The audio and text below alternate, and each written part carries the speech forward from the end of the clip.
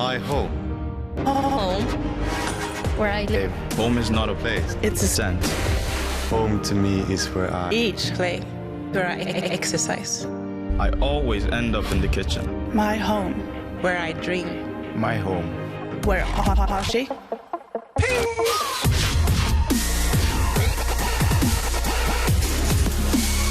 Where I sleep, relax. Home is my creative space. I need more space. Music. It's where I listen to music. I love music. My neighbors are really loud. Can you please turn down the volume? My home. Where I live, it's a memory. Where I can be myself. Where I feel safe. Home is where I find peace. So, hi and welcome to the live streaming part of Democratic Design Day 2017 at the Democratic Design Center here in Älmhult, in the middle of nowhere in Sweden. Today, we're going to take you through some new collaborations, some new things coming up for the future that we're going to be revealing right now, actually. But before that, I was taking, it's a good thing that we have coming from the same starting point, which is, of course, democratic design. So what is democratic design all about? It's the way that we do design at IKEA. All of the stuff that we do contains 5 pillars. Everything should have a beautiful form to it. It should have a function for everyday life. It should have quality, which is long-lasting, and, of course, aging in a beautiful way. It should be made in a sustainable way, but also maybe lead to new sustainable behavior in our customers' ways of living at home. But last but not least is, of course, making it accessible to the many people. Because that's how you make the change with design. It's not truly democratical if it's not accessible. That's why we work so hard with achieving the low prices at IKEA. And enough said, maybe I should show you some examples of this, just to get it going. You know what? A couple of years ago, there were LED bulbs on the market. They were pretty good. And the LED technology was actually a big change. It helped people to save up to 80% of energy. The only problem was that nobody could afford to change to it. It was about like 15 euros a piece. So we took on a challenge. Could we do something about that, using democratic design to change that to something better? And we came up with a good solution that actually used to cost €1. This year, we're going to sell it for €0.50. And that is the Riet light bulb. How do we do it? The typical way of solving it is, of course, to go for cheaper stuff inside of it, made it smaller or whatever. But that's not how we work with democratic design. It's to rethink it from the very beginning, from out of the 5 pillars, and come up with an ingenious new idea. And the idea for this one was actually, instead of using cheaper stuff inside of it, we used more expensive stuff inside of it, but less of it. That made it cheaper at the end of the day. So that's a good solution. So if we could turn, everybody's usage of light bulbs into LED light bulbs by making them accessible, that's true democracy, isn't it?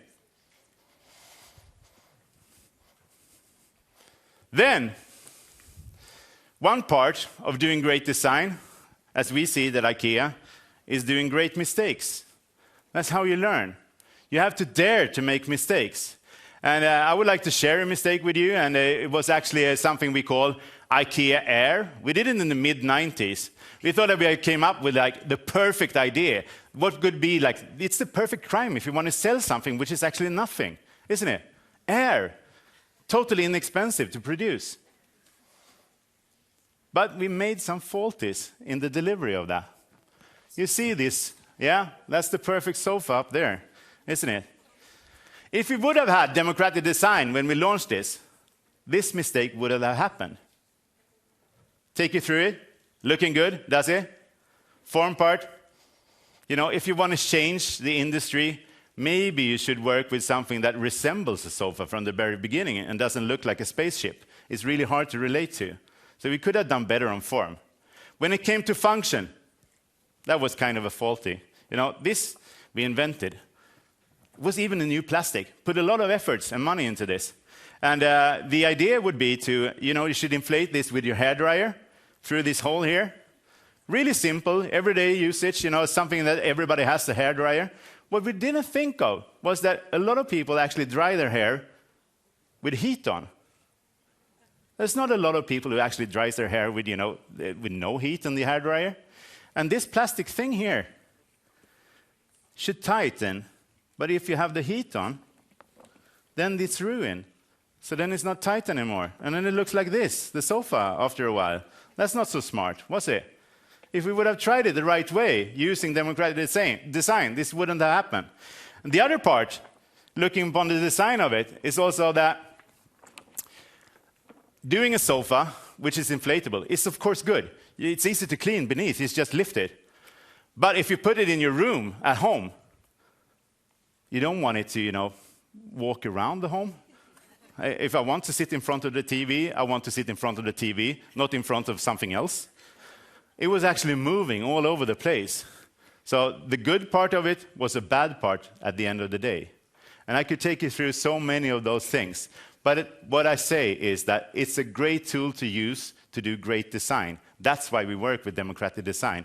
It's a common language that we have all through the company to measure what is good when we talk about design. But maybe that's enough said, and we should have a look upon what other people say about democratic design. Democratic design is about design that's accessible for everybody. So this means that it has to be affordable, it means that it has to be good quality and sustainable, and it has to function most importantly. It can't be something that's beautiful purely for the sake of being an artifact. It has to be something that functions and works well for the end consumer. Yeah, simply designed for the people. We can see in the industrialization and making a mass production of design objects available for a broader market was actually the first step of democratic design.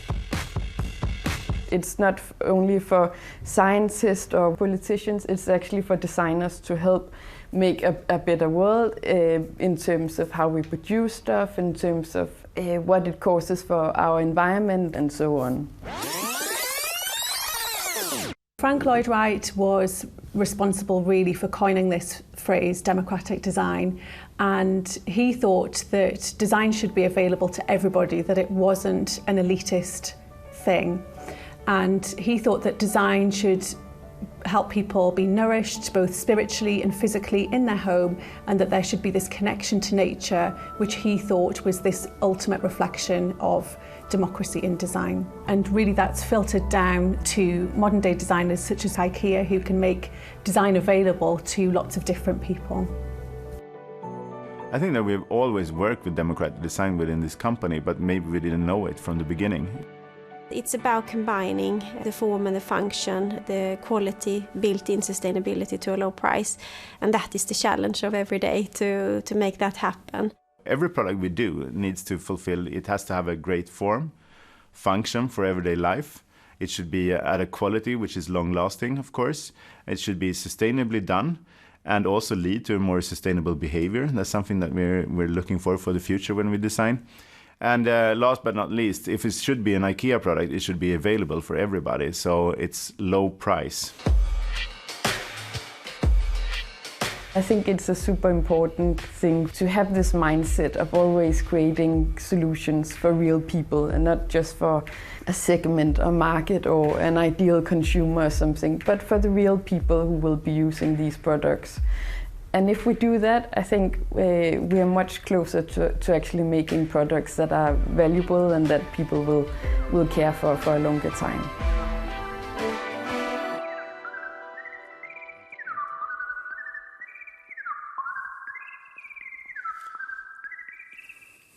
Okay, that's great to hear someone else talk about it. I'm getting tired of my own voice from time to time talking about democratic design.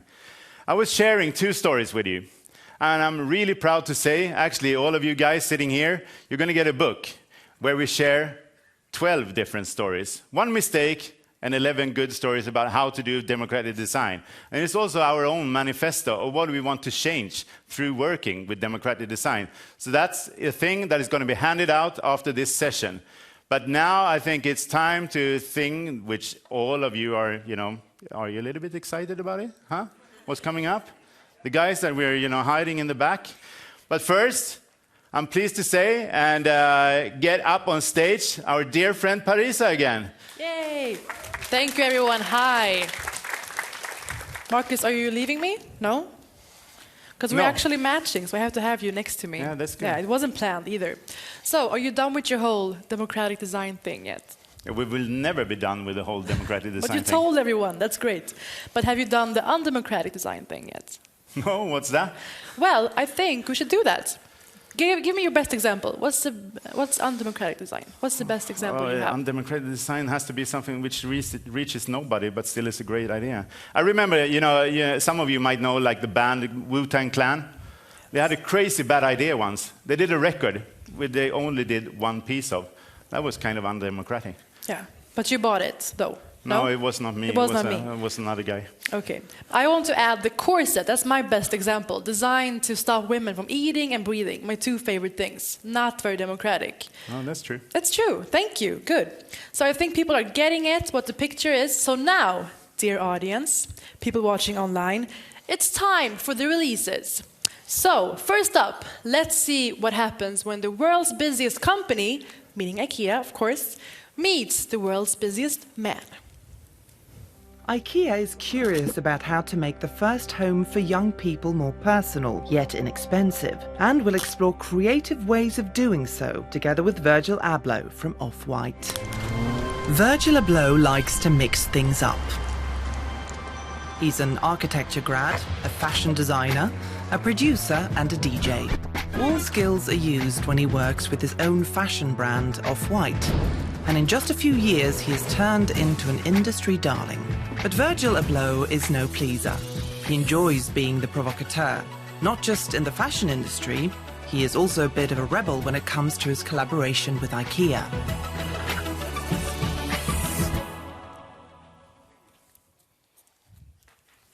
Hi, Virgil Abloh. Welcome. I'm so glad you made it here. Yes.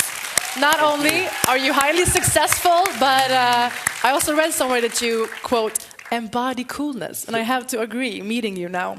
Well, we already see something here. Yeah, what the heck is this? We haven't not even started out working together. Yeah, I think I'm classically restless. So being here in the facilities, there's so many iconic things that make IKEA IKEA, and I couldn't help myself but start. So we've gone to work, doing my interpretation of the classic bag. Yeah. We love doers at IKEA, so I think it's a great start. Yeah. Yeah, people love tweaking that bag. Yeah, not just people at IKEA, but True. still. Yeah. So, Virgil, I want to know, why did you choose to work with IKEA? For me, there's only so many moments in a design career to work with the absolute best in class.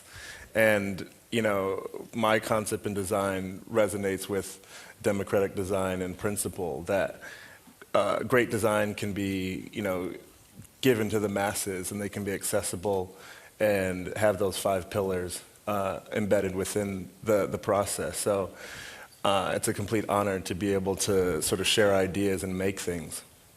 So I have to ask, why have you chosen Virgil for this? I think what we found really interesting is actually your creative approach. That you're an architect from the very beginning, but you work in all different fields. And what we see happening right now from out of IKEA is that, why not combine different creative disciplines instead of just focusing on one? Why do you stay true to just one when you could be it all at the same time? So we foresee to get a lot of good ideas from all of your knowledge that you gathered from working in fashion and music and as being an architect from the beginning. Yeah. Quite the compliment. That sounds great. I know you're always working across genres and boundaries, but how is that boundless creativity going to fit into this little IKEA package? What do you think? Well, as you can see, the projects and where my mind is already going with sort of creating furniture and objects for like a young consumer is understanding what makes IKEA IKEA. You know, embedded in the brand are these sort of codes and branding and design and packaging that makes a culture that surrounds the product that eventually ends up within the materials, fabrics, and fabrication. So I'm inspired. You know, there's so many things to grab from, and there's a young generation out there eager to participate and live with design. Together, we're able to make things that fulfill that need. Yeah, speaking of, let's meet some of the people that you and IKEA are aiming to help out. Hello, my name is Sverre. I am Andrea. My name is Jolene. My name is Paula. I'm from Brazil. I'm from Istanbul, Turkey. Welcome to New York City. I'm Noah Maxwell. My name is Mohit, and I'm here to show you my crib. All right, round two. This is my room. That's my bed. It's pretty practical because you can stuff things underneath it. I'm spending a lot of time at home writing and reading. We have so many books. Most of the books here, they are choked up. So I need a bigger one so that it can contain more books. My favorite chair, where I spend 10 hours a day. Microwave oven, important. This is a very well-designed bed and couch. And the same issue over there, bed and couch. I have 2 beds, just in case someone is visiting me and I wanted to make them feel comfortable. This is my room. This is my bed. This is where I study. This is my closet. And this is my mirror. And this is Freya. Hi, Freya. Hi. This is where I'm squatting. No furniture. You can see my bed. It's on the floor. What I really mix? The dining table. One day I think I'll achieve it. Postcards and pictures from my friends and family really makes me feel like I'm at home. For the last part, my favorite part of my room, which is my windowsill, where I can sit down and relax and read by the light of. And now, the best part of my one-room nirvana is this. Recreational spot that I've created for me and my friends, where we just sit, talk, and share ideas, man. This is why I bought this one-room nirvana. Ciao. So we got all of these wonderful people, young people in tiny apartments. So the focus of the project is exploring the first home. Is that right? Yeah. Yeah. Are you getting any design ideas just from watching this clip? 100%. Yeah. You know, as you mentioned, my formal training in design has been architecture. And what I love about the discipline, it's sort of fulfilling a need. You know, there's a client in that suggestion, in that solution. It's not just a self, sort of fulfilling goal. You're trying to solve the needs. And I think this video outlines what real people need for their living environments. Looks like they have a lot of needs from looking at it. Huh? Yeah. But for many, the first home equals going to college. What was that like for you? For me, it was the time to sort of like make that departure from my parents choosing my surroundings to sort of expressing oneself with your taste. And, of course I had bought, which I still have, a blue Eames chair that might not go with everything else in my sort of taste now, but I look at that as like a sense of pride to be able to live with a piece of design, and I think, my goal is to sort of give that experience to more people. Yeah, and everything else was messy, you mean? It was just like, it was a mood board of random things. I think it's for when everyone. When you talk about messy things, when interior design, you call it eclectic. Eclectic, Yeah. of course. Eclectic dorm room. Exactly. Yeah, so then you know what it's like. Now, what are the challenges facing young people moving into their first apartments? Well, 2 that stand out to me are sort of like accessibility to design, like where do you go to find the perfect couch or one that is embedded with more than just, function. But then as well, price point.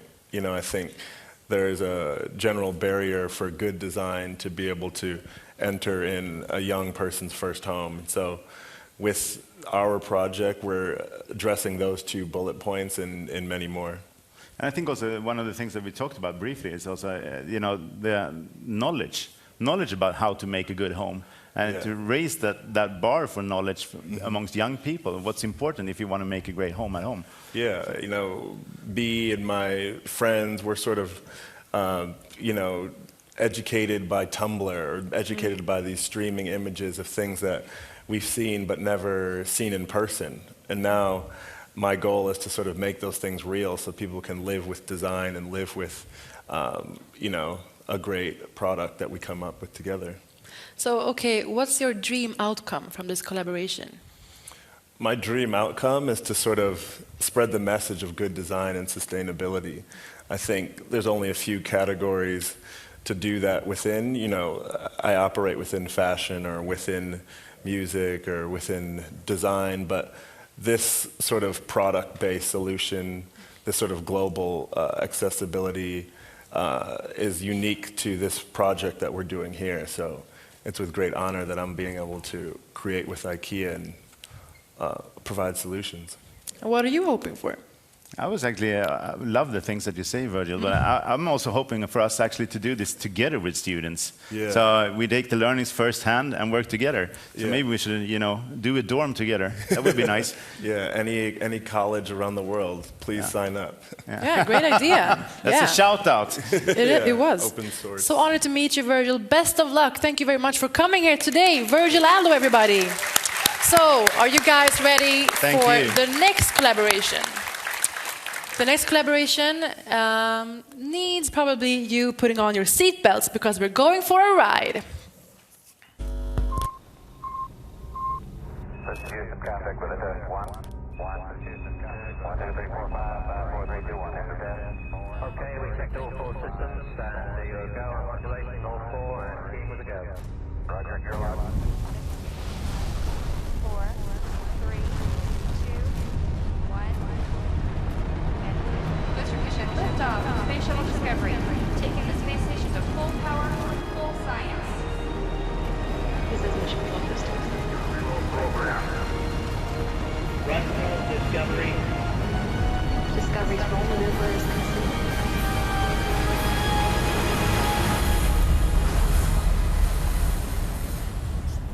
So yeah, it's space, the final frontier and mankind's greatest adventure. Since 1961, we've been sending humans into space. And before that, just dogs. Kind of sad, actually. But space, a place so powerful, dramatic, thrilling, mysterious, and also very, very boring. When you think of it, it's actually cold and empty and super scary.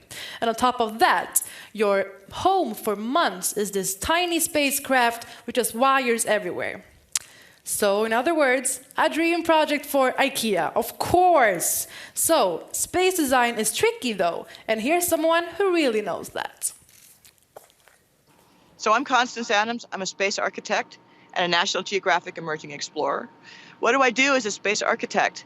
My job is to, first of all, understand as best as I can what the essential nature of people is, what it is that people really, really need to live, why it is that we respond the way that we do to certain kinds of light, certain kinds of gravity, certain kinds of environment. All architects do that to a certain extent, but a space architect has to design vehicles and habitats for people to explore the stars beyond the Earth, to Earth orbit, or even suborbital flight, and then to the moon, Mars, and beyond potentially. And what that means is the things that we assume as architects, like gravity, are no longer true. Or they're true, but they're different, depending upon where you go. So all of a sudden, all the challenges of architecture and design become 10 times as complicated. And everything that we work with, the only thing that's the same is the human being. So what we're doing today is to help the IKEA team understand what it's like for human beings to live away from the Earth, period. The Earth is where we evolved. It's our mothership. And it's extraordinary the extent to which it affects who we are, how we behave, what we need, how we stay well. So the best part of the job, almost all parts of the job are great. Right now, I'm having one of the better days of the job. It's really great to get out here into the field to Mars with a good crew. Yeah, so space architect, that is one cool job. But Siri Skillgate, I know you also have a pretty cool job. You're connecting IKEA to NASA through the Lund University School of Industrial Design. Can you tell us about this amazing project? I would love to, and it is truly an exciting work that I get to do here at IKEA. So what we're doing in this project is that we're actually looking beyond the limitations of what it is to be living on Earth. And by working together with students, researchers, and astronauts that are today actually doing what was only years ago something that everyone was saying would be impossible to do. And taking inspiration from this extremes of actually going to space, but also in the future planning on potentially even living there, we can see a lot of connections that is relevant to the work we're doing here at IKEA today. And how did all this come about, this power trio you got going on? Yeah, it's actually quite a nice collaboration we have here. So Lund University actually has a really long-running collaboration with NASA, where the design students from the industrial design program gets to go there every year for a collaboration project where they get to work with real astronauts and researchers on real projects. And this year I was one of the lucky students that got to go on this trip. And tagging along also was IKEA. Yeah, we decided to do that this year. It was super awesome. fun. Yeah, taking part of the students' findings. And this sort of became the starting point then for what we're now doing here at IKEA today. And that is actually trying to look into, so how is it that space engineering and development through this space travel, how is this related back to what we're actually trying to do here at IKEA? And how could this sort of be connected together? So it's that interesting. is what we're doing. But I have to say, not a lot of people live in space, Marcus. So why is IKEA interested in this? Maybe if you look upon it from that perspective, maybe it's the worst business idea ever. I think it's actually 3 people living in space right now. So to cater for them wouldn't make us so much money.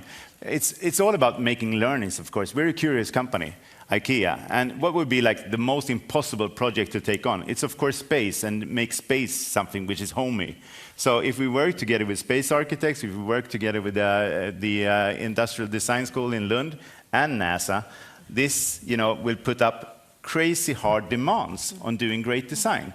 Then from out of that we get solutions that I think will work on Earth better than anything. Let's hope. Earth is still in space though, right? The planet of Earth. Absolutely. So it's a small step for man and a giant leap for IKEA. And the leaping has already started, of course. Right now, in this very moment, a team from IKEA is locked up in a Mars Desert Research Station in Utah. And we got them right here, as you can see. Hi, guys. Are you there? Are you there? Hello. Hey there. Hello. Wow. Hi, you made it. Tell us, what is an my IKEA God. team doing out there hanging out in a tin can in the desert?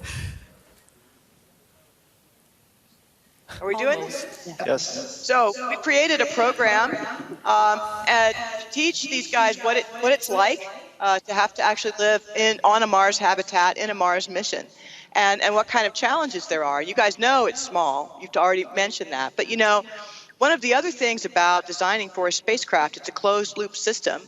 And that means you only have about 2 or 3 rooms worth of air that you have to recirculate for the entire couple of years of the mission, back and forth. And so that means you're very constrained what kind of materials you can use. In the end, the design that we end up doing in part of these space architecture projects is incredibly sustainable. It's the greenest stuff that you could possibly do, and it teaches us good strategies for how to be more sustainable for life on Earth. What else? What do we have you guys doing? So you guys are on this tight schedule, right? Just like a crew. Visiting NASA, it was an amazing experience. The workshop there is wonderful, and all the facilities is just so inspiring. And we didn't pay them to say that. So. No, exactly. Yeah, and we're really looking forward to have this experience of having it under this extreme environment that we are in here. So it took us like 72 hours to get here. So, and now we're going to be here locked in this habitat behind us. I think that's going to be a great challenge for us to understand also new things of living situations. And it's early morning here, and it's already really, really hot. So let's see how we're doing in a couple of hours. Maybe none of us still exist. Vaporized inside. Now we're going to make sure they hydrate regularly, like a Mars crew would have to. I've also got them on a schedule very much like the schedule that a Mars crew would have. So everybody only gets a few minutes for the shower, for example, at different times. And we're all sharing certain tasks. For example, I think most people think that you eat prepared foods when you're on Mars, but the fact is for 1 kilo of mass to get to the surface of Mars, it's about $2 million. So you're really not going to bring anything that's in a wrapper that gets thrown away, right? A lot of what we're doing is using the same plants that we're raising to clear our air and do the advanced life support that scrub the carbon dioxide out. Those are going to be food plants. And so what we're doing here, we just brought raw foods that are the same kinds of foods that the plants we would be growing on Mars would have, and we're going to have to make our own meals, just like Mars astronauts would have to. Let's see, what other things are we doing? We've got like very tight bunk spaces, and we've got a pretty busy schedule that includes fixing the habitat and a lot of lessons about materials, about different types of spacecraft, about human habitability and the way people operate, the way the sense of up and down affects us and our functioning, about vision and acoustics and temperature, which we're studying the temperature thing pretty in depth already right now. Yeah, but it's just early morning yet. Just wait. It's going to be more fun to film these guys when they're really breaking in a schwitz. Okay, wow. So Marcus, what is a dream outcome from this collaboration for you? Yeah, first of all, I think it's a good thing that they sweat. That's always good when I see my designers sweat. But my dream outcome would be to solve, the biggest problem on Earth. I guess it's the same problem actually in space, and that is the thing about storage. How could you make storage in a completely new way? Rethinking that. So please, gather the guys to do some smart thinking there while you're there. Yeah. Thank you so much, you guys. Enjoy your space adventure. And thank you, Siri, of course. Thank you. Great. Thank you for having me. Thank you. Well, from space back to sweet old Älmhult in Sweden. And do you guys feel that? If you take a deep breath, yeah, it's the smell of Swedish fika, of course. What do you think? We got hundreds of cinnamon rolls coming in here, and it's a sweet, sweet smell. The best smell any Swede knows. You're getting all happy already. Great. Apparently, the smell of fika even made Ingmar Bergman, famous movie director, happy for like 10 seconds. But still, he got happy. So yeah, smell is a powerful thing. A smell just hits you, and it transports you right away. So why is that? We perceive the odor through our noses, of course, because in each breath that we are taking, a certain number of molecules also enter the nasal cavity. Up here we have 2 olfactory nerves, our smell nerves. And these nerves has a direct route to the oldest parts in our brains, the limbic system. One can say that it handles our survival functions. For each time that we perceive an odor, we will also have a memory formation, and we will also experience an emotion. By exposing ourselves to odors that we like, we can also promote our subjective well-being.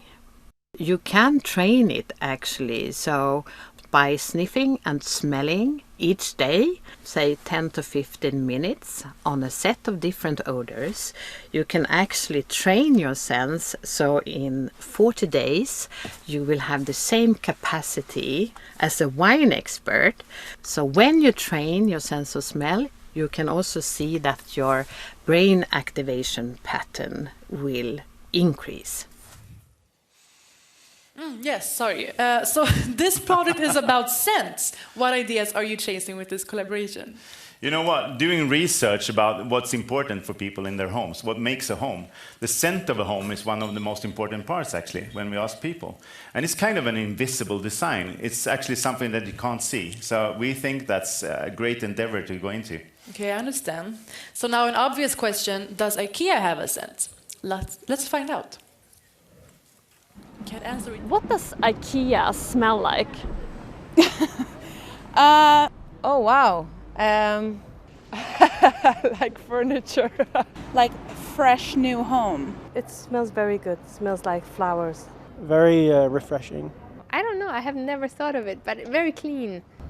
Is there a smell in IKEA? Sometimes it smells like fresh cut wood. It smells like the nature is right in front of you. IKEA smells like köttbullar. Swedish meatballs. Because I love the meatballs at IKEA, they're great. Every time when I go there and I go to the wood section, I really like that smell. It reminds me of childhood in a way. Oh, that's so nice. I have to agree on köttbullar. That's IKEA for me. Is it? Yeah, but what's the scent of IKEA according to you? For me, it's like freshly cut wood. Yeah, like Twin Peaks. Yeah, that's a little bit better like reference. that. Huh? Yeah, absolutely. So how important can scent be for IKEA? I think since it's important to people, apparently, I think it's important to IKEA. And I would like to see us doing stuff which is a little bit outside of the normal of doing scented candles. Could we reinvent how you scent your home? Absolutely. So you want to marry the world of design to the world of scent. For that you need a partner, so let's meet him.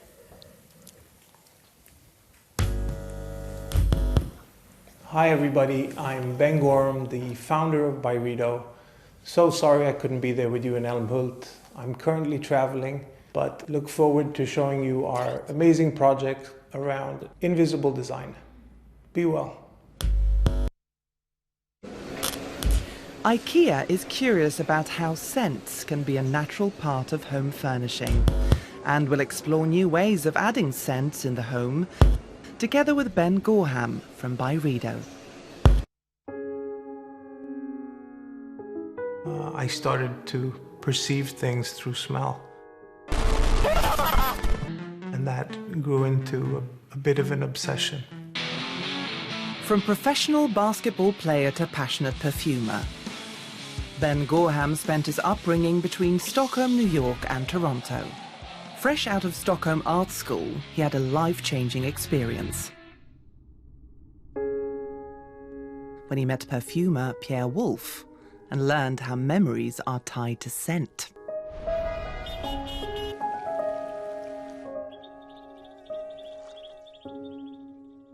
A fascination turned into an obsession, and Byredo was born.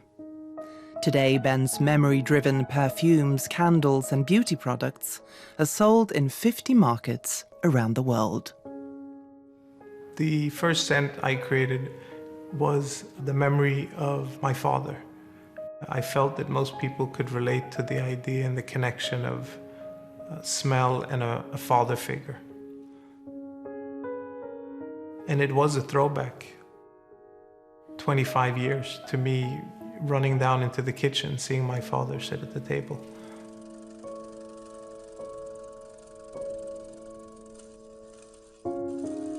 It became a bit of a spark for me, understanding that if I could capture that experience, I could make people feel and also remember.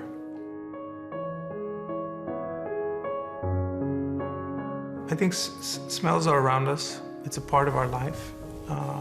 I think the project with IKEA is about highlighting that there needs to be a part of how people live and how people experience the home.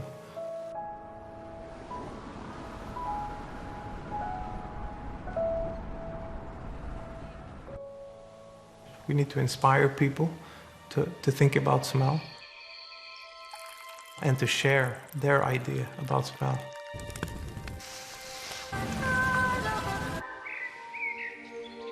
Because what I've found over the last few years is that everybody has a clear connection to smell. And I think the project with IKEA is very much about getting people to communicate and share ideas about smell.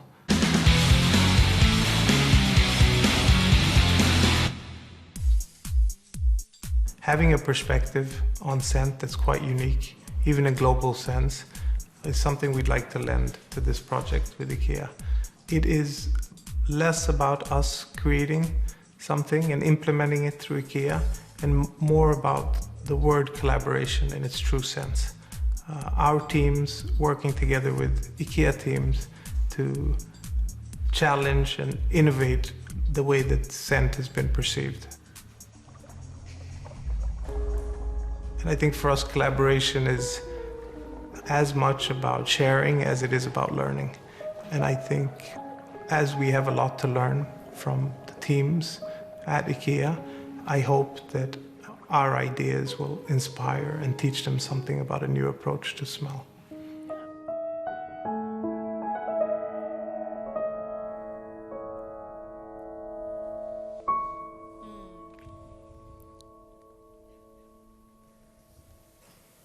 Incredible guy, Ben Gorham, you guys.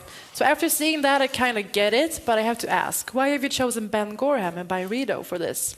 I think that, first of all, as you say, Ben Gorham is like an overall great guy, and what he's done with Byredo is truly amazing in such a short time. And I think also his view upon sense and the importance of sense and connecting sense to actually memories is something that we were deeply inspired by, because it's so close to how people talk about homes and sense in their homes. It's all about memories. So could we work with that? So what products can you see coming out of this? Hopefully something far newer than just another scented candles. So I don't really know what it Yeah. is, but something which is bigger.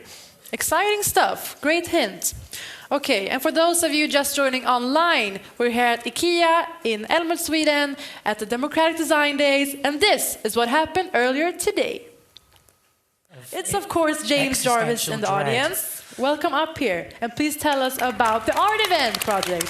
It's a peace sign, but if you turn it around, it's a slightly rude gesture. It's quite an old-fashioned gesture in England. It's not as rude as the American middle finger, but it's a bit rude.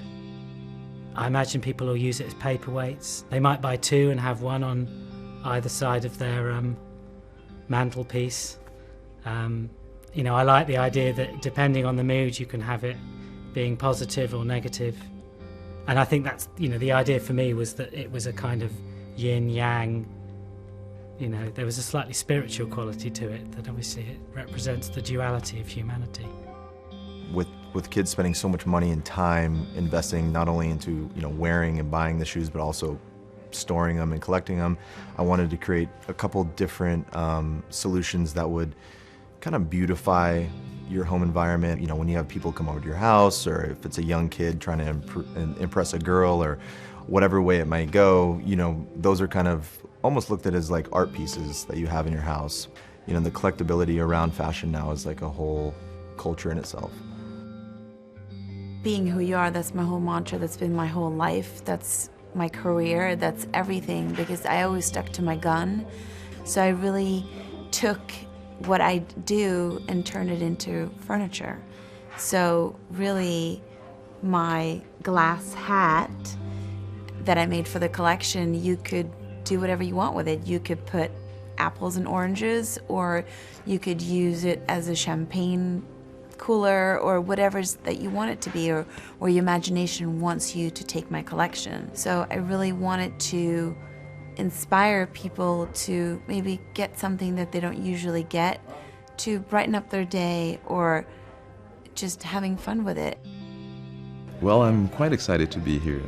I like the idea of democratic design because it sort of echoes what I'm trying to do at home.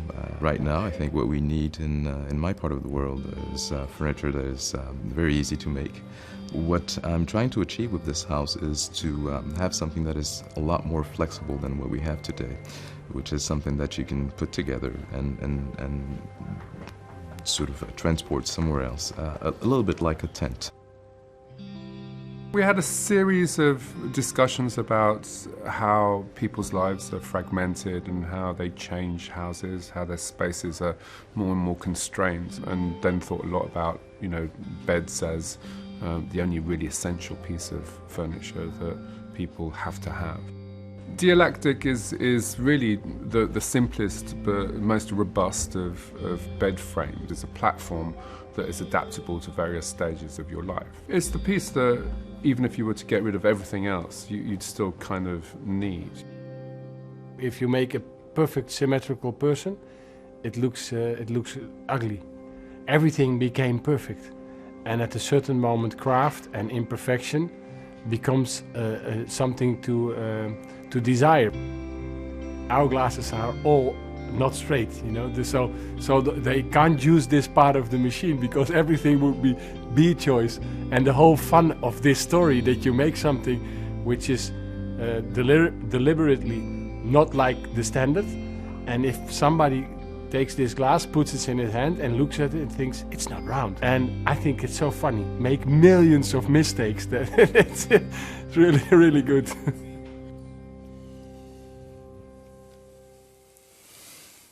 There are as many ways to party as there are people on this planet.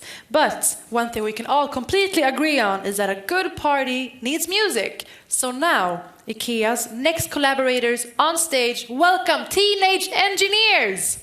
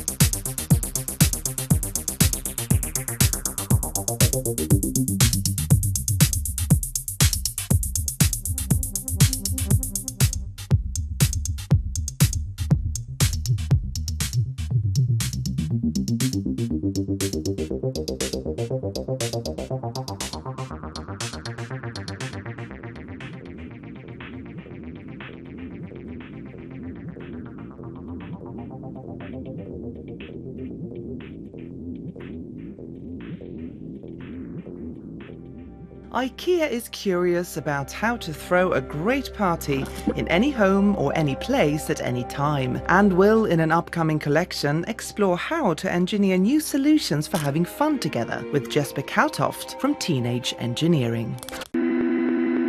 Jesper Kautoft loves to build things and make music.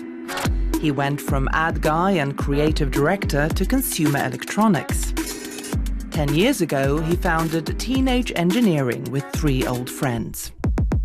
Their mission is simple: to build the things they think are missing in the world.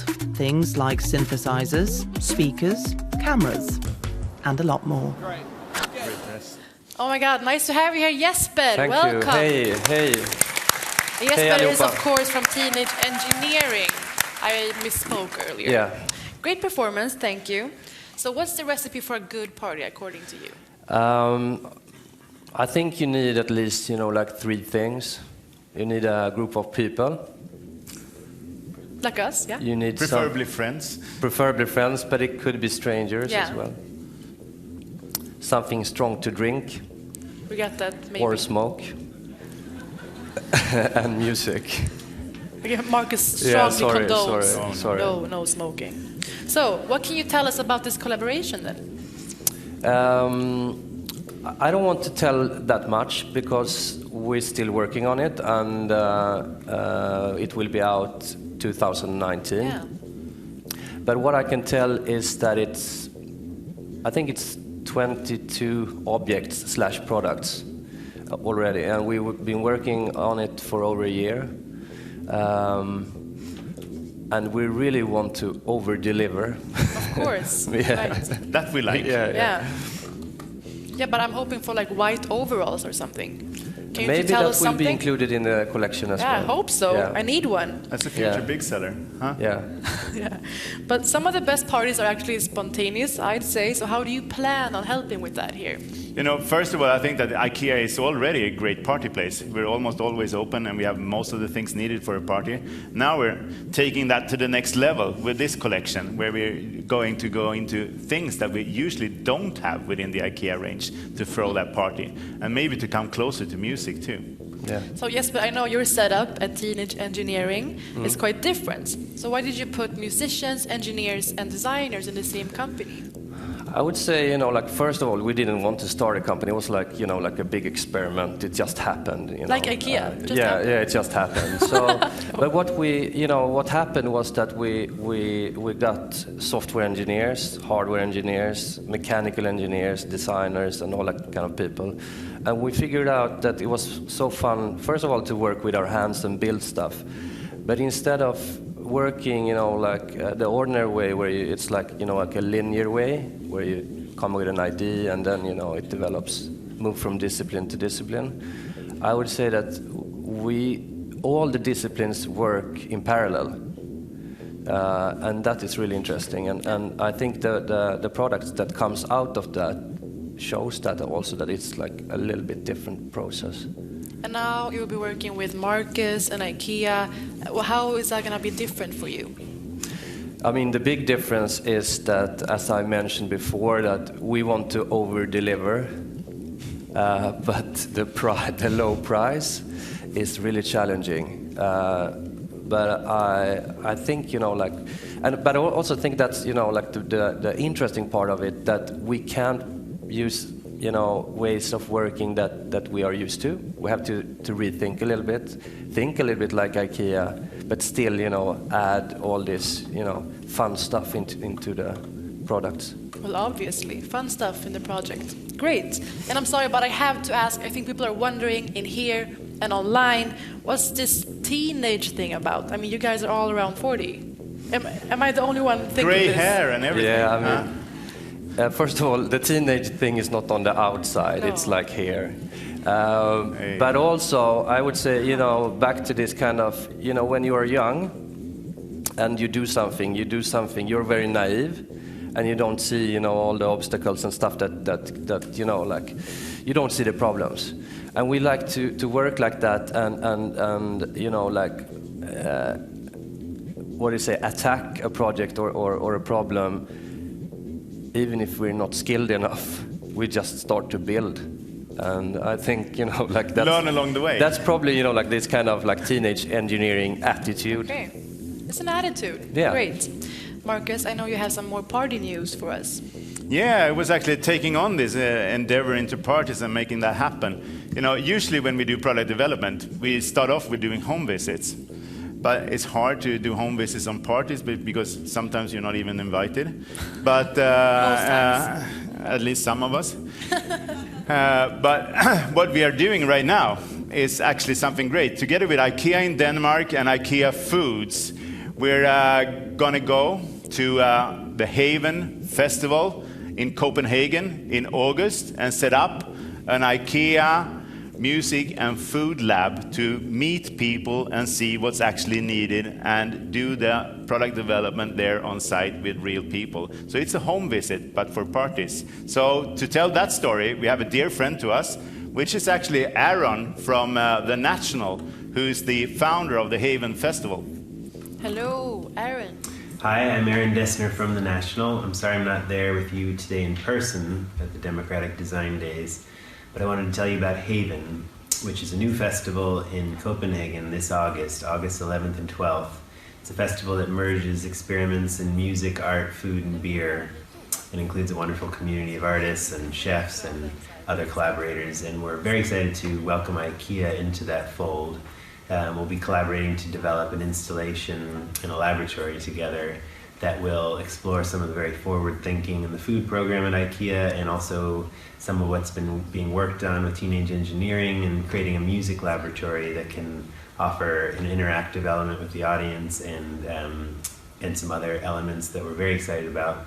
So again, it's Haven. It's August 11th and 12th in Copenhagen, and welcome to IKEA, and we're very excited about the collaboration. Thank you. So, thank you, Teenage Engineering. And this was actually all for the news flashes this time. I hope you like it. We love it, and this is the new things that we're working on right now, amongst the other 1,990 other stuff that we're doing. Yeah, of course. So thanks everyone for joining. To the people watching online, bye-bye. And people here, let's party. We're going to actually go party now. So thank you. Bye. Thank you.